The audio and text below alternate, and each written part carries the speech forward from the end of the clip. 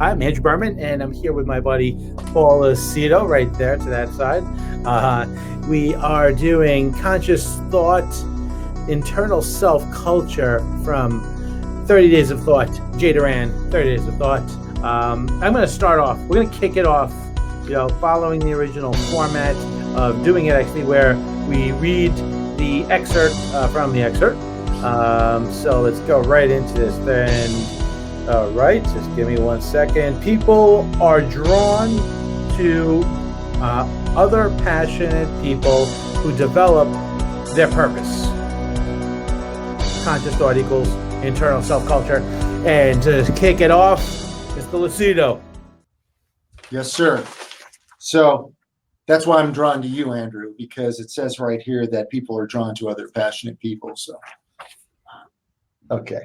All right, guys. So we're going to just dive into this now. Andrew and I were just having a quick powwow, and this, I believe, is our 16th episode. Andrew, is what we just kind of came to the conclusion. There was a 17th episode, but it never really got off, and that was significant. So we may have to revisit that one.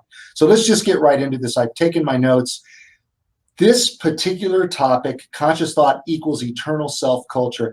Again, for all our listeners, the book, every parable, every simile and analogy that's been written here in this series of essays is how I look at this. Speak to culture matters. It's just sort of written or verbalized in a slightly different way. So if you didn't get it this way, you're going to get it this way. That's what makes it such a beautiful book. But here's what it essentially keys on: knowing your truths and developing your purpose. So where Jay is kind of going at this is at the first sight of belief. It's like planting the seed. There's the idea of a belief in something, and then of course the probability is of it being created. I need to pause and slow down. I'm getting ahead of myself. And through all of that, essentially character is shaped over time. And I put here, character is shaped over time like a quilt and worn like badges of honor. Or it could be the stripes of imprisonment. A lot of that might be relative. Now it almost sounds like we're going from a positive to a negative kind of place there. But I've always said, and both Andrew and I have been advocates of culture. Obviously, that's why we gravitated to Jay Doran, is that actions and behaviors over time basically demonstrate who you are. If you're consistent with your actions and behaviors, this kind of speaks to your culture, whether it's a company and you're aligned all together, cultural alignment. We've talked about that. But where Jay is going here, it's about basically having a belief, and then over time, these beliefs become cemented into values, and they speak to who you are. And then people that you reach out to and you encounter over time, you actually have an impact on those people. One of the things he said here is our sets of values we hold is the meaning of the impact we have on others. I do believe that's a true statement. Again, thoughts shape our reality over time is what I really believe. So let's just kind of start to jaw back and forth with that, Andrew. I don't need to go any deeper. I do want to say one thing. I always have like a little adjunct here.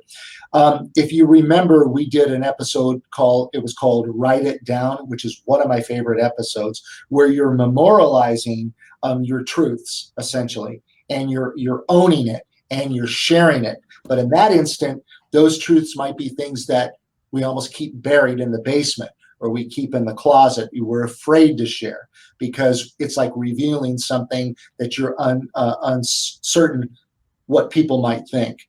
In this case, this is about, you being the sum of all parts as it relates to thoughts, beliefs, and core values. Andrew. Great. So, yeah. So something. It's our impact. You talked about the impact that we have on others. But it also says the impact we have on ourselves. That negative or positive self-talk that we have. Saying actually how like I just said out loud some self-deprecating humor because I just feel like that's just something that us Jewish people from New York do. But something, it's that voice actually that's in my head when we tell ourselves these self-deprecating things, even if saying in jest. They're just like they're like little things that erode against our own internal self-culture. Those conversations that we have with ourselves are going to be impacting, as you mentioned, the culture that we're creating around us. A proper culture, whether it's in your country, community, company, starts with and having actually your internal cultural alignment. Well said. I agree. I mean, how it's hard to even debate that. I mean, I'm a firm believer of that. We have a self. What's the term I want to use here? A view of ourselves, right? Okay. Who we think we are, and then people are going to have their perception of who we are. So you almost have two realities. I don't know if I could use the word duality. I think that might be a stretch there. I might have to check myself on that. But at the end of the day, I do believe that there's an old saying, birds of the same feather flock together. I remember my father used to say that to me all the time. Yeah. And so if you're a passionate person, you might draw in and gravitate toward other passionate people. I know Christine Beckwith. I know I always bring her into the loop, but I feel compelled to do so because I really liked her book and I like what she stands for. If you see a lot of her posts, she talks a lot about trying to sever the negativity in her life. The last thing any of us need is to be around people that bring us down. The idea is you want to be around people that help lift you up or compliment you or keep wind in your sails. Now, I don't mean that to be fake. I mean, you've heard me speak before about, I don't want to get on some roll here, about you're on the internet, everything's positive and people are just shoving nothing but platitudes down your throat. I struggle with that because platitudes are just that. They're platitudes. I actually don't want to hear all the things that you're going to say because I'm a pretty good marketing guy and I can put a lot of powerful stuff on the internet, and say wonderful things and be very positive. But people are going to judge by your actions and your behaviors. My dad always used to say, lip service is cheap. Action speaks louder than words. It does. So demonstrating the right behaviors, doing it over and over, saying what you're going to do and doing it, okay, is really speaks volumes to character and all kinds of things. So that's kind of where I'm going here. I know I probably got us off a little bit in a dirt road. That's great. But by the way, Jay today posted actually I shared a thought about negative people. And it's something. Let's see if I could find it here. It was hold on for a second. I won't go down this rabbit hole too much, but I can't find it. But basically, if I can remember it, which he's watching this now, so I'm gonna make sure that I don't screw this up.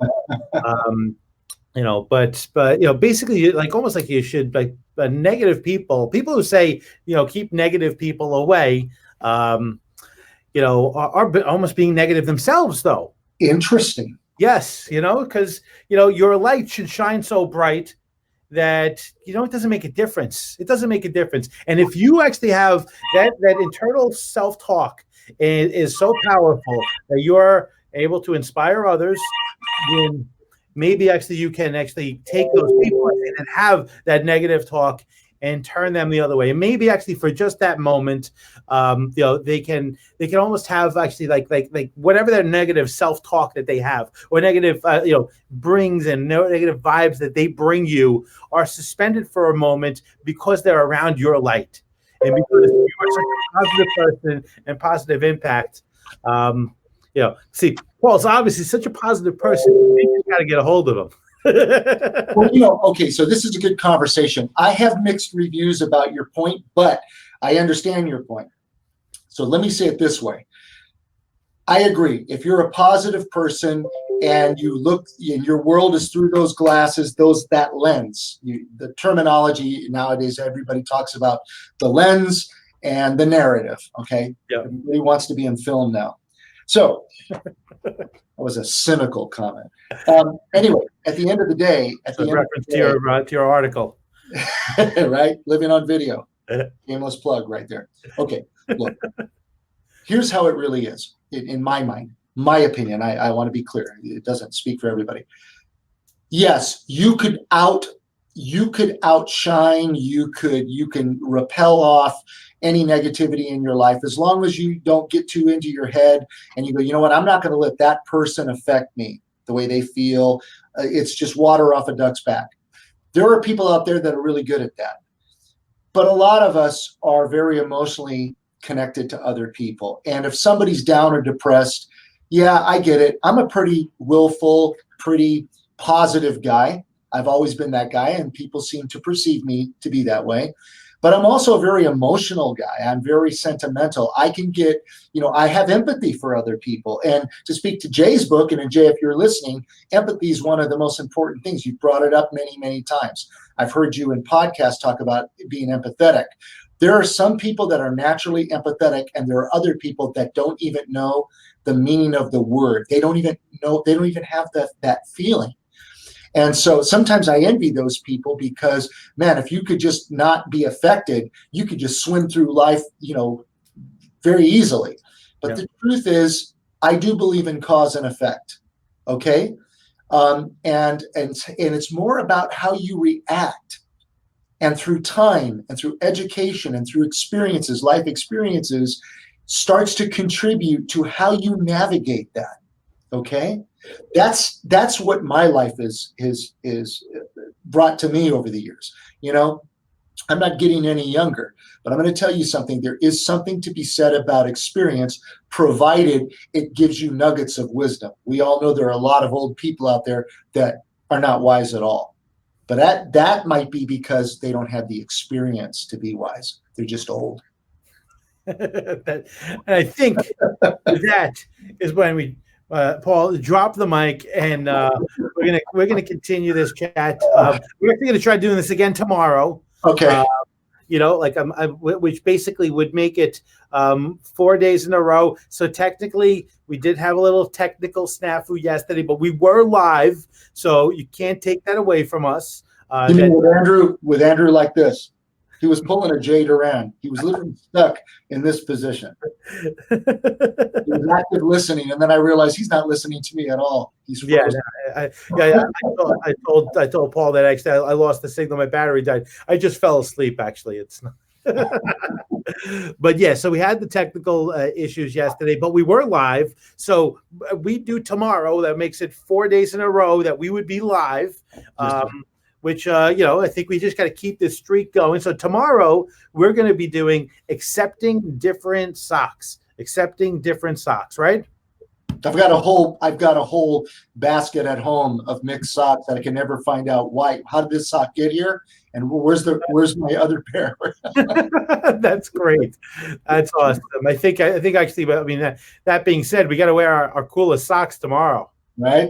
Yeah. Okay. So, all right. With that, I think we're going to close this out. We're up to 13 minutes and 35 seconds. That's pretty good, actually. Thank you. Tomorrow will be our 17th episode. Whoa! I hope we're doing Mr. Doran proud. By the way, guys, just a quick plug for Jay. And there it is. There's the book right there. I'm trying to see it. This is an amazing book. It's a great book. Yeah, we got the ones on the side. I guess there's one right there. Yeah. But fantastic. Done a phenomenal job. Written very well. Looking forward to seeing what else he's got up his sleeve going forward in 2020. So thank you, Jay, for all that you do for us. You bring to the table. We appreciate you. All right. Over and out. Thank you again, Paul.